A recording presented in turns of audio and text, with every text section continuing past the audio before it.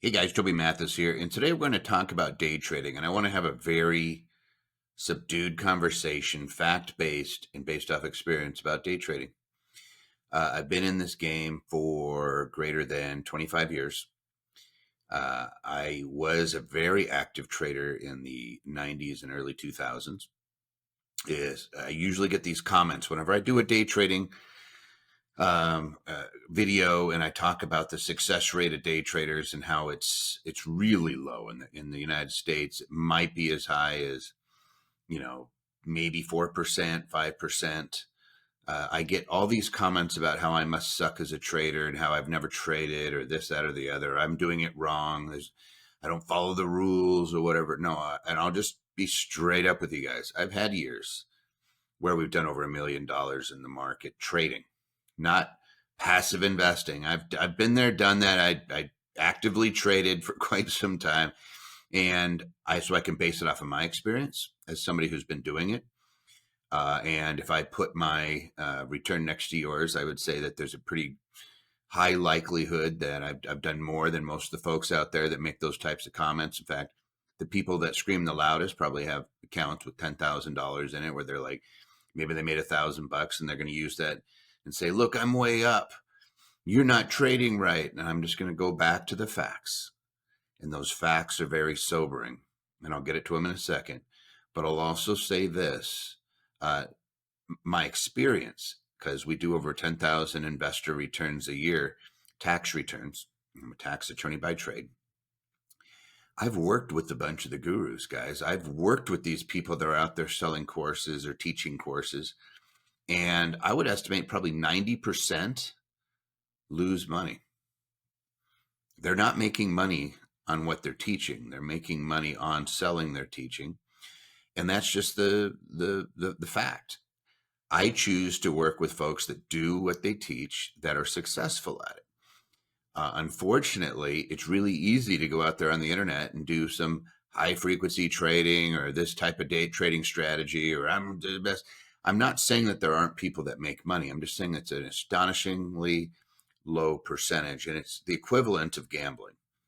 And I had a very good friend whose father was a professional gambler, and he would say, like, he was either flying high or he was asking for money. When he's flying high, he's paying for all the meals. Everybody's going out. They're going to shows. They're having a great time. And then he would have periods where he would have to beg, borrow, steal, whatever, and try to make back his amount so that he could try to have another run. I have professional gamblers that are still part of our clientele. I've worked with some of them, and some people are really good, but they have a system that usually means taking advantage of somebody else. Like the poker players, they win from somebody else. If you are a typical blackjack player, or you're playing craps, or you're playing roulette, you're against the house. And I would always say it's better to be the house than to be that other individual. Now, there are individuals that make their living at all of those games because they have a system that somehow they've cracked a little code that works for them. But what they don't go out is try to teach it to everybody. They usually just kind of do it themselves. So I'm just going to leave that with you. And then I'm going to get to the actual facts. And then we'll talk about why these facts are such. So the SEC did a study. And if you might be familiar now that they're doing this pattern day trader thing. You have to have over $25,000, 4 round trips, get you triggered. They're trying to prevent collapse of the financial markets via margin, like people borrowing too much and they lose too much, then the banks get hurt. So the SEC does these things pretending kind of like, hey, I'm really worried about the traders. No, they don't. I don't think they're really worried about that. They're worried about financial interests. I think they're worried probably more about the banks than anything else. But the fact of the matter is that they're looking at this because they know that when people who they don't have years of experience and they're going out and they start engaged in these activities, there's the good chance, and I'm in Las Vegas, so I'll just use an analogy. When you're playing poker and you know you have tourists at the table, you're trying to take their money. That's what the locals do. There'll be 2 or more of them sitting there and they're just looking around. And if you don't know who the patsy is, it's you, right? So here's these people coming in. and they don't know all the games that these professional trading firms play. And yeah, people are trying to take their money is essentially it.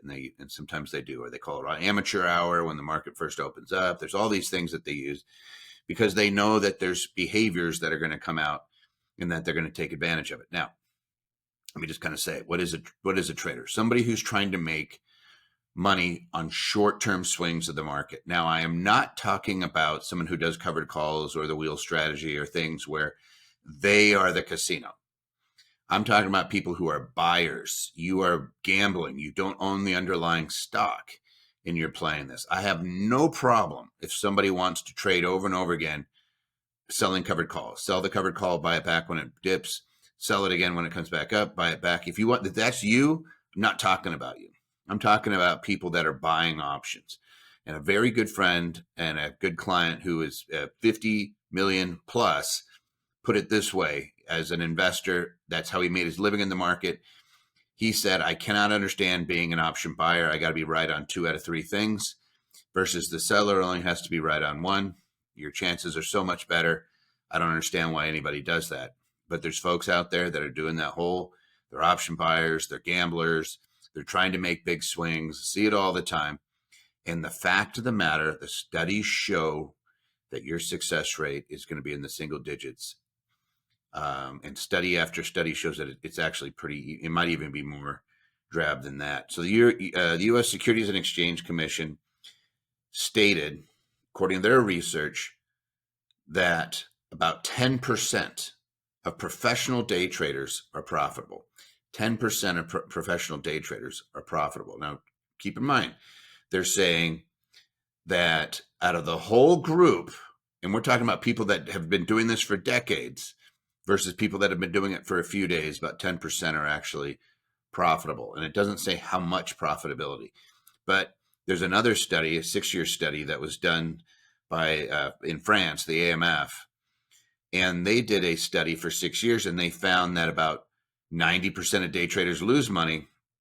So the 10% that make money, it was about 2,000, I think it was 2,100 euros per year that they average. So they make a little bit. It's you guys that have the $10,000 accounts that yell at me and say I don't know what I'm talking about, and they're always there. They're attacking, right? I'm all for a little gambling if you want to gamble. Just be prepared to lose the money, but you're not making your living as a trader under those circumstances. Brazil did a study for 2 years. Again, more than 90% of investors lost money during that period. Individual investors trading lost money.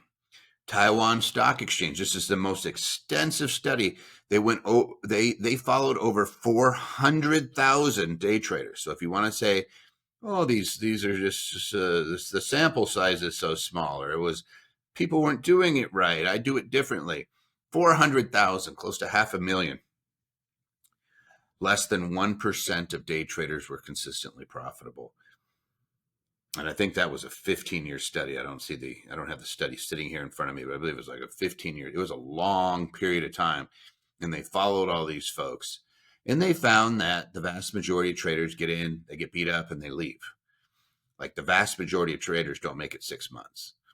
And the easiest way I could explain this to you is like this. Basketball. I'm not a basketball player. I'm not really tall, not really good at it, but I can dribble and I can shoot. If somebody taught me how to dribble and shoot for the first time, and I thought I could go out on that court and take on anybody, and here comes LeBron James, and I'm gonna go one-on-one with that guy because I know how to dribble and shoot because I've been doing it for 2 weeks. I've been learning how to be I'm the best basketball player ever. What do you think is going to happen when I try to go in and shoot the ball against LeBron? He's going to spike it into the bleachers, right? It's never going to come anywhere near the rim, or I could try to throw some things up and hope that something goes in. It's not going to be close. So I look at that with traders, and I see these folks all the time. And again, I'm not judging anybody. I'm just saying, here's the facts as I see them. And I'm trying to be as level-headed about this as humanly possible. If you learn how to trade and you go onto that court, you're going to lose unless you happen to be a bizarre talent. And for whatever reason, you're as good as LeBron James or some professional player, because that's who you're going against. The folks that are waiting for you on those court, out on that court, like Goldman Sachs, I think they had 365 straight days of wins trading. And a lot of times in trading, there's winners and losers. They're taking somebody's money on the short term and moving it into their bank account.